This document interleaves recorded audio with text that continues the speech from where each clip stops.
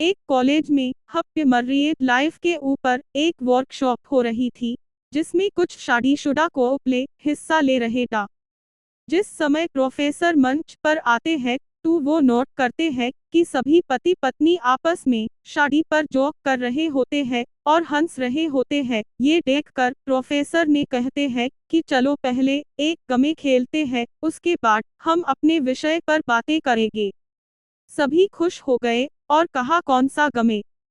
Professor ने एक married लड़की को खड़ा किया और कहा कि तुम ब्लैक बोर्ड पे तुम्हें जो सबसे अजीज और तुम्हारे सबसे नजदीक हो ऐसे कुछ लोगों के 25-30 नाम लिखा। लड़की ने पहले तो अपने परिवार के लोगों के नाम लिखे, फिर अपने सगे संबंधी, दोस्तों, पड़ोसी और सहकर्मियों के नाम लिख दिए। अब प्रोफेसर ने उसमें ऐसा ही कोई भी कम पसंद हो वैसे 5 नाम मिटाने को कहा। लड़की ने अपने सहकर्मियों के नाम मिटा दिए। फिर प्रोफेसर ने और 5 नाम मिटाने को कहा। लड़की ने थोड़ा सोच के अपने पड़ोसियों के नाम मिटा दिए। अब प्रोफेसर ने और 10 नाम मिटाने को कहा। लड़की ने अपने सगे संबंधी और दोस्तों के नाम मिटा दिए। अब बोर्ड पर सिर्फ 4 नाम बचे थे, जो उसके मम्मी पापा, पति और बच्चे का नाम था। अब प्रोफेसर ने कहा, इसमें एसआई और 2 नाम मिटा दो। लड़की असमंजस में पड़ गई। बहुत सोचने के बाद बहुत दुखी होते हुए उसने अपने मम्मी पापा का नाम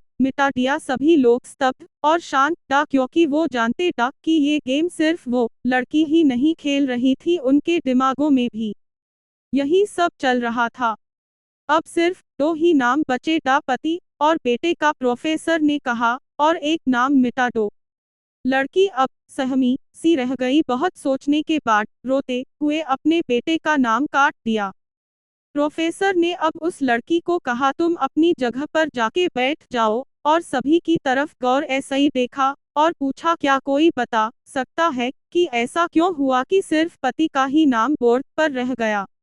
कोई जवाब नहीं दे पाया। सभी मुंह लटका के बैठे थे। प्रोफेसर ने फिर उस लड़की को खड़ा किया और कहा, ऐसा क्यों?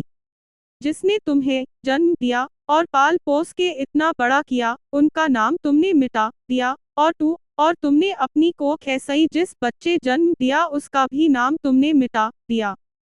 तो लड़की ने सुबकते हुए जवाब दिया कि अब मम्मी पापा बूढ़े हो चुके हैं और कुछ साल के बाद वो मुझे और इस दुनिया को छोड़ के चले जाएंगे, और मेरा बेटा जब बड़ा हो जाएगा तो जरूरी नहीं कि वो शादी के बाद मेरे साथ ही रहे, पर मेरे पति जब तक मेरी जान में जान है तब तक मेरा आधा शरीर बनके मेरा साथ निभाएंगे। इसलिए मेरे लिए सबसे अजीज मेरे पति है। प्रोफेसर और बाकी स्टूडेंट ने तालियों की गूंज जैसे ही लड़की को सलामी दी। प्रोफेसर ने कहा, तुमने बिल्कुल सही ही कहा कि तुम और सभी के बिना रह सकती हो, पर अपने आधे अंग अर्थात अपने पति के बिना नहीं रह सकती हो। तो आप सभी सज्जनों एवं देवियों, ध्यान दे कि मजाक मस्ती तक तो ठीक है, पर हर इंसान का अपना जीवन साथी ही उसको सब लोगों ऐसा ही ज्यादा अजीज होता है। यह बात कभी मत भूलना।